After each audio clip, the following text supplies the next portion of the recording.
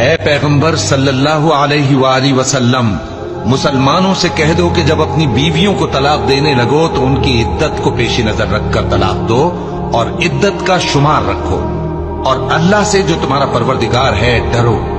نہ تو تم ہی ان کو ایام عدت میں ان کے گھروں سے نکالو اور نہ وہ خود ہی نکلیں،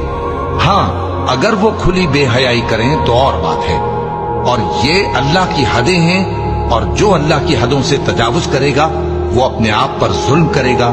اے طلاق دینے والے، تجھے کیا معلوم شاید اللہ اس کے بعد رجعت کی کوئی سبیل پیدا کر دے۔ پھر جب وہ اپنی میعاد یعنی عدت ختم ہونے کے قریب پہنچ جائیں تو یا تو ان کو اچھی طرح سے زوجیت میں رہنے دو یا اچھی طرح سے علیحدہ کر دو، اور اپنے میں سے 2 منصف مردوں کو گواہ کر لو، اور اے گواہو